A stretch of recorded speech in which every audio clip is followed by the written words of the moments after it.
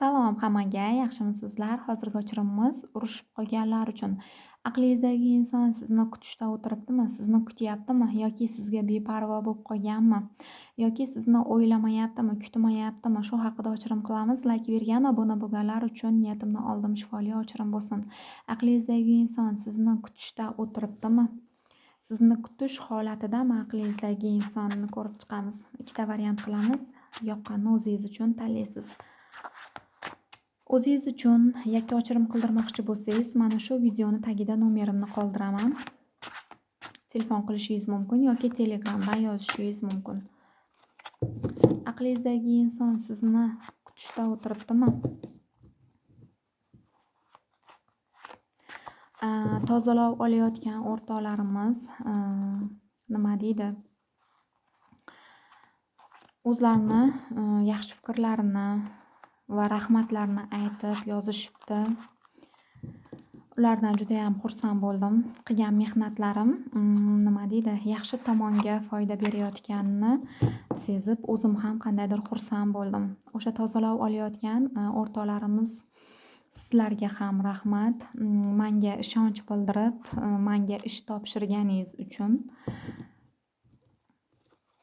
va sizga yordam bera olganimdan juda ham xursandman. Yaxshi holatga chiqib ketganingizni o'zi qandaydir bizga ham nima deydi, baxtda. Biz ish qilamiz, bizga topshirasiz o'sha ishingizni. Biz o'sha ishingizni qilamiz va bu o'zimizga ham qiziq. Qay darajada ta'sir qilyapti, nima bo'lyapti, nima yo'q. Qandaydir o'zimiz ham hadikda o'tiramizda. O'sha insonga ta'sir qilyaptimi qilayotgan ishlarimiz yoki yo'qmikin degan. Va nima deydi, xudoga shukr, yuzim yorug' bo'lyapti va qilayotgan tozalovlarim va qilayotgan ishlarim hammada o'xshab kelyapti. Va o'z fikrlarini, yaxshi fikrlarini bildirishgan o'rtoqlarimizga rahmat. Yaxshi bo'lib ketgan bo'lsangiz, men ham juda ham nima deydi, xursandman va boshladik. Aqlingizdagi inson sizni kutishda o'tiribdimi?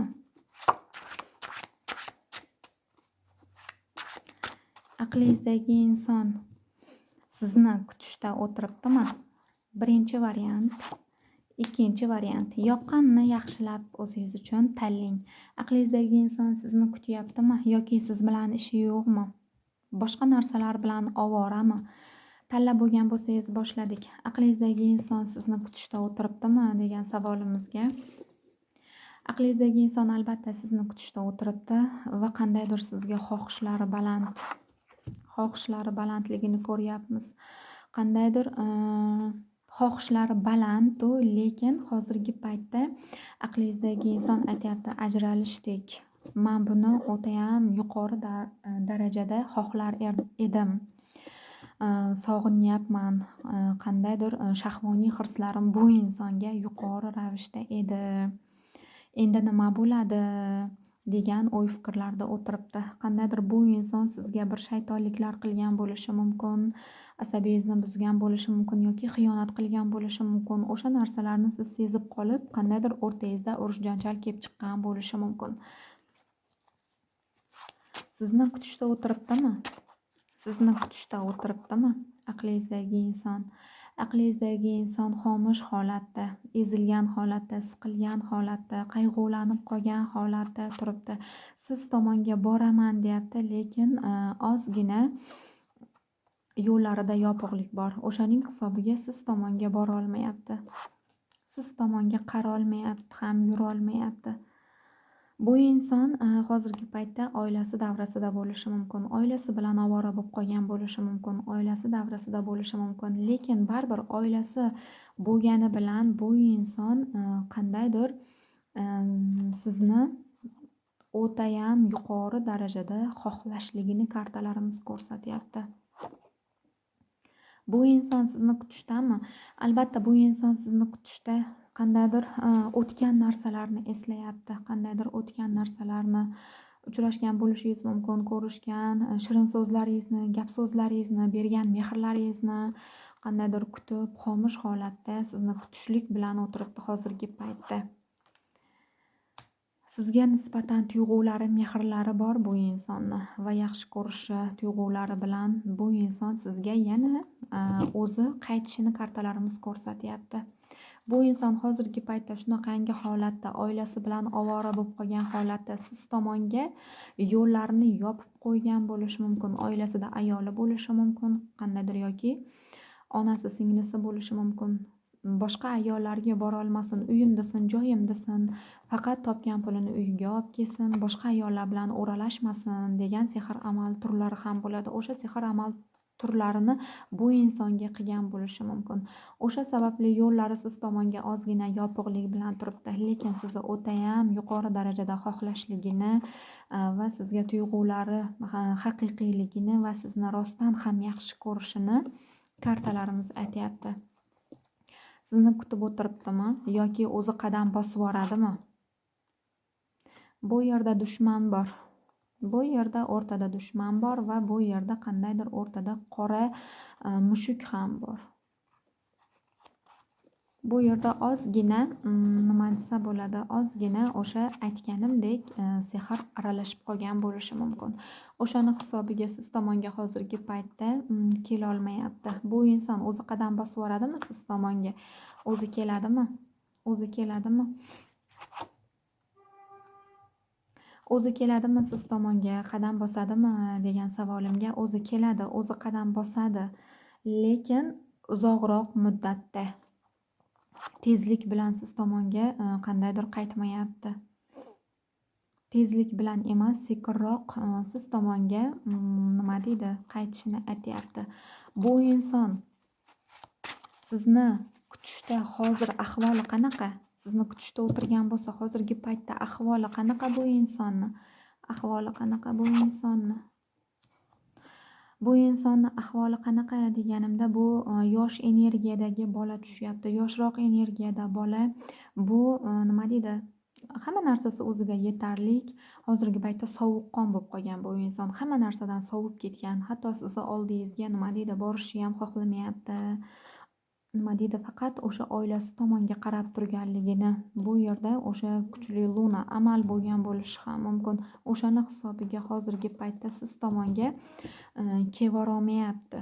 Bu inson ozgina vaqtdan keyin, sehr tarqagandan keyin yana ko'zlari ochilib siz tomonga qaytib qolish ehtimoli yuqori tushyapti. Hozirgi ahvoliga keladigan bo'lsak, bu inson o'tayam sovuqqon bo'lib qolgan. Hamma narsadan hafsalasi sovib ketgan, hammaga qattiq-qattiq gaplarni gapirayotgan bo'lishi mumkin. Sovuqqon energiyada. Lekin bu inson hamma narsaga harakat qiladi, kurashadi. Hayotida ozgina to'ntarilish, qandaydir sog'lig'ida ham ozgina muammo bo'lishi mumkin bu insonni va sizni kutib o'tiribdimi degan savolimizga, bu inson albatta sizni kutyapti. Qaytadimi bu inson sizga? Qaytadimi? Magiya sabab urushib qolganingizni aytyapti.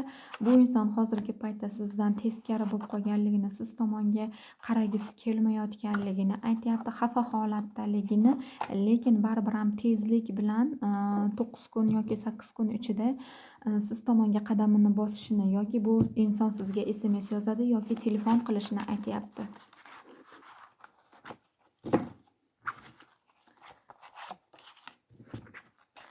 Ikkinchi variant, aqlingizdagi inson sizni kutishda o'tiribdimi? Albatta, aqlingizdagi inson sizni kutishda, xomush holatda, siqilib qolgan holatlarda o'tiribdi.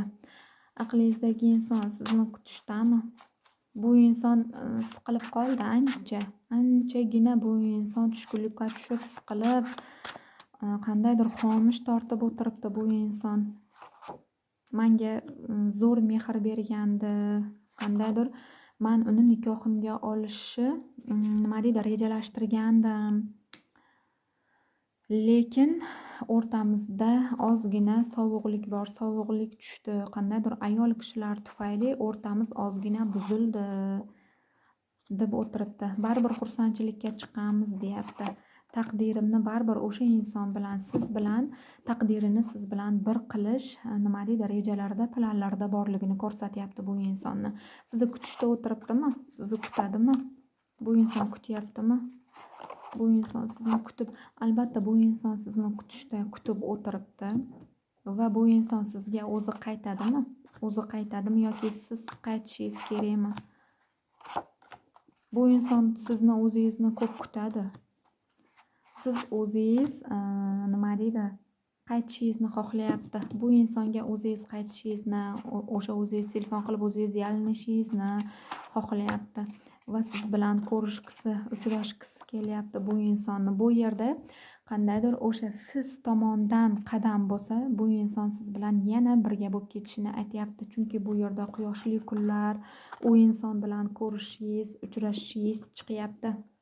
3 kun yoki 13 kun ichida bu inson bilan qandaydir hayotingiz yaxshi tomonga o'zgarib ketishini, agarda urushib qolgan bo'lsangiz, o'zingiz bu insonga nimalarnidir bahona qilib, telefon qilib yoki SMS yozib ko'nglini oladigan bo'lsangiz, bu inson yana siz tomonga qaytadi va bu inson bilan 13 kun yoki 3 kun ichida ko'rishasiz, uchrashasiz, qandaydir yana yaxshi holatga chiqib keta olyapsiz.